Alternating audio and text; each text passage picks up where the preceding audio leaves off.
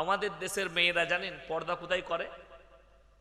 খালি মৌলবিদিকে দেখলে, ঠিক কিনা কথা বলে, হুজুর আসছে তাড়াতাড়ি, আর বাকি দেশের লোক চলে যাচ্ছে, ও কাপড় খুলাই আছে, ও জামা কেচেই যাচ্ছে, ও পর্দার প্রয়োজন নাই। মানে খালি মৌলবি কটা কি মরদ, আর বাকিগুলো সব হিজড়ে, ওদিকে দেখে পর্দা করার দরকার নেই। এটাই তো আমাদের সমাজের কষ্ট। পর্দা দেবেন। আমাদের মায়েরা মাথায় কাপড় কখন দেয় জানেন? যখনই মুয়াজ্জিন আল্লাহু আকবার আল্লাহু আকবার বলো, আজান দিচ্ছিল, কাপড়টা দিল, কাপড়টা মাথায় কাপড় দেয়। হাদিসটা পেলি কোথাও জানে না, দাদির হাদিস এটা। আজান দিলে মাথায় কাপড় দিতে হয়, বাকি টাইম খুলে রাখতে হয়। কাপড় তো সব সময় দিতে হয়, ঠিক কিনা কথা বলে? কাপড় মেয়েদের পর্দা করা ফরজ, সব সময় মাথায় কাপড় দিবে। আজান দিলে কাপড় দিতে হয়, বাকি টাইম খোলা থাকতে হয়। হাদিস পেলে কোথায়? বলে দাদির হাদিস, ওর দাদি বলেছে, না হলে নানি বলেছে। ওই দাদি নানিগুলোই তো মার খাবে কবর, কি বলে? এই তো রোজার আগে একটা ছেলে আমাকে ফোন করে বলছে, হুজুর আমি বিয়ে ঠিক করতে এসেছি, এখানকার মেয়েরা বলছে আমাবস্যার রাতে বিয়ে করা যাবে না। মানে মোটেই করিস না, কালো ছেলে হবে। কি বলবো তাকে? হাদিসে নাই, কোরআনে নাই। কার হাদিস? না ওই যে দাদি আর খালার হাদিস। ওই হাদিস শুনলে তোকে আর বিয়ে করতে হবে না, জীবনে বিয়ে করতে পাবি না। বলবে আমাবস্যার রাত আছে, পূর্ণিমা আছে, তোর জন্ম তারিখ আছে, দিয়ে শালা বিয়ে করবো কখন বে? সব তারিখই বিপদ। যখন আল্লাহর কাছে সব দিনটাই সুমান, জোরে বলুন সুবহানাল্লাহ। কোনো দিনটা আল্লাহর কাছে খারাপ নেই। ঈদের দিনের সময় হয়েছে, ঈদের দিনে করেলেন বিয়ে, কোনো অসুবিধা নাই। কে নিষেধ করলো? কেউ নিষেধ করেনি, কোনো মৌলবি ফতোয়া দেয়নি। ফতোয়া আপনি, ইসলামকে ওই জন্য কোরআনে আছে, আমি তোমাদের জন্য দিনকে সহজ করলাম, আপনি কঠিন করে নিচ্ছেন। করছেন না করেননি? আপনি কঠিন করছেন। আপনার জন্য আল্লাহ দিনকে সহজ করেছেন। নামাজ দাঁড়িয়ে পড়তে পারছো না, বসে পড়ো। বসে পাচ্ছ না, শুয়ে পড়ো। আমাদের দেশে অনেক লোক চেয়ারে নামাজ পড়ে, ঠিক কি না কথা বল? চেয়ারে নামাজ হবে না, আমি ফতোয়া দিয়ে যাচ্ছি, যে কোনো মুফতিকে নিয়ে আসো। কেউ যদি বলে দেয় চেয়ারে নামাজ হবে, সেই মুফতির আভারী থাকবো, আমি স্টেজে উইথড্র করে নেব। কেউ বাপের বেটা মৌলবি থাকলে এসে ফতোয়াটা দিয়ে যান। আমি বলে যাচ্ছি চেয়ারে নামাজ হবে না। চেয়ার হচ্ছে ট্যাটাসের জিনিস। এই যে স্টেজে আমি বসেছি না বসিনি, এই চেয়ারটা জানেন ট্যাটাস না, আমি একজন বক্তা বটি, ঠিক কিনা? এই যে অহংকার, এখানটায় ট্যাটাস এসছে আমার। আপনি চেয়ারে বসলে আপনার ট্যাটাস আসবে।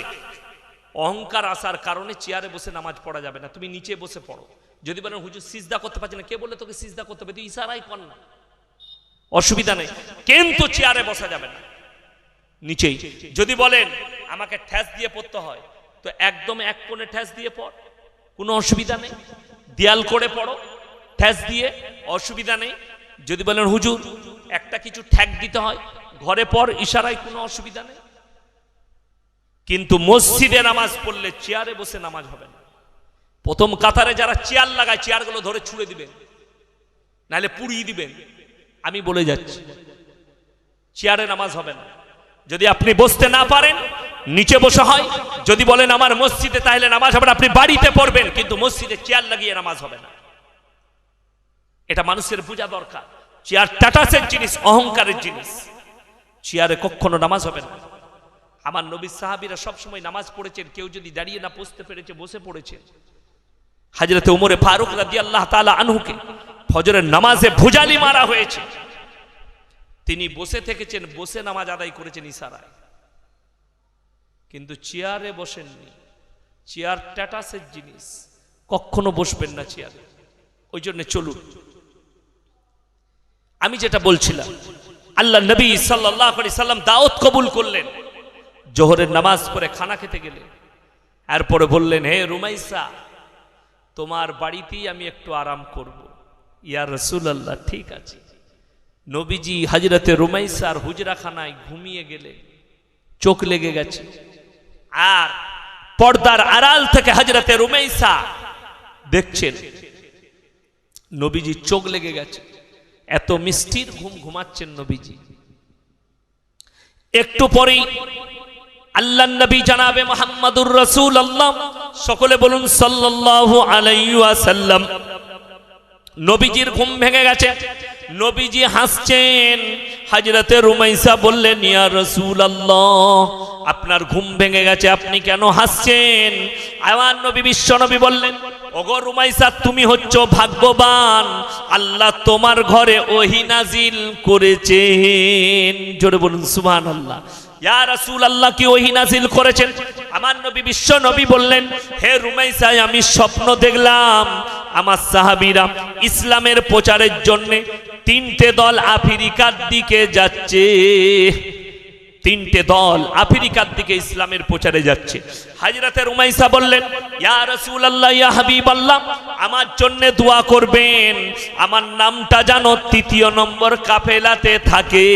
আমার নবী বিশ্ব নবী বললেন, হে রুমাইসা, আমি তোমার জন্য দোয়া করছি, তোমার নামটা যেন এক নম্বর কাফিলাই থাকে।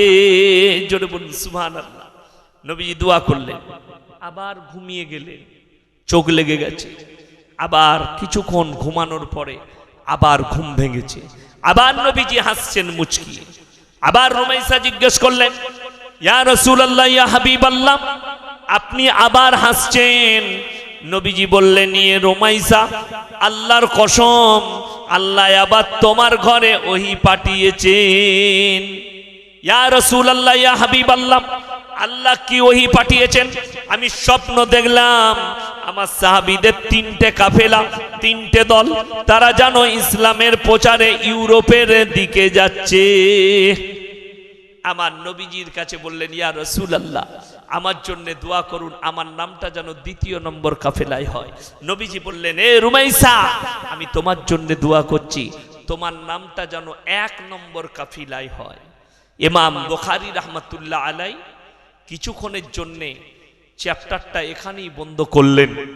পরবর্তী সময়ে আবার পরের চ্যাপ্টারে লিখছেন ইমাম বুখারী রাহমাতুল্লাহ আলাই, আল্লাহর হাবিব সাল্লাল্লাহু আলাইহি সাল্লাম দুনিয়া থেকে বিদায় নিয়েছেন, আর আমিরুল মুমিনিন তিনি ডাক দিয়েছেন হযরত আবু বকর সিদ্দিক রাদিয়াল্লাহু তাআলা আনহু।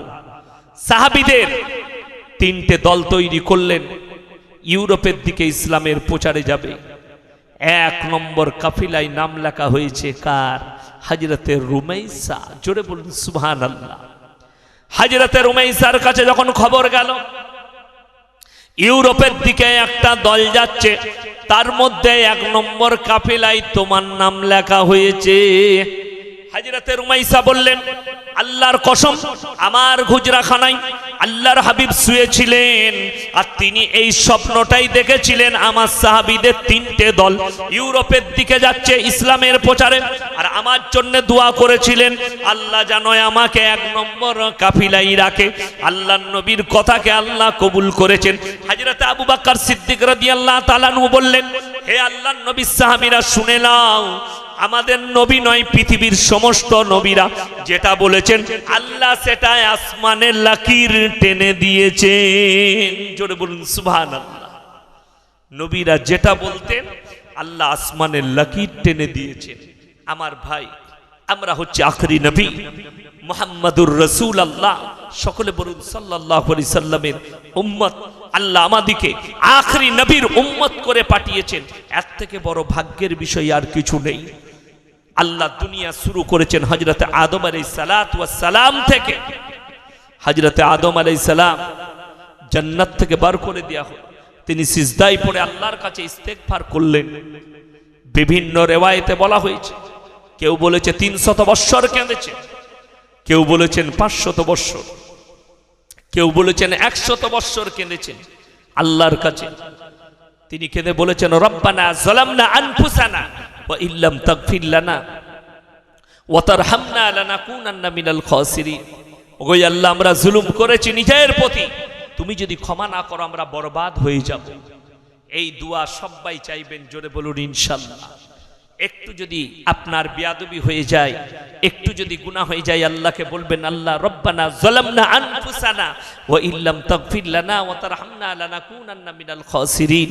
ওগো আল্লাহ, আমরা জুলুম করেছি, নিজের প্রতি, আল্লাহ তুমি যদি ক্ষমা না করো আমরা বরবাদ হয়ে যাব। আল্লাহ বললেন, হে আমার আদম, আমি তোমাকে ক্ষমা করলাম। হযরত আদম আলাইহিস সালাতু ওয়াস সালামের সন্তান বললেন, ওগো আব্বাজান, আমরা হাজার হাজার বছর ইবাদত করেছি, তারপরও আপনি বলছেন পৃথিবীর শ্রেষ্ঠ উম্মত হবে উম্মতে মুহাম্মাদি, আখরি নবীর উম্মত। জোরে বলুন সুবহানাল্লাহ।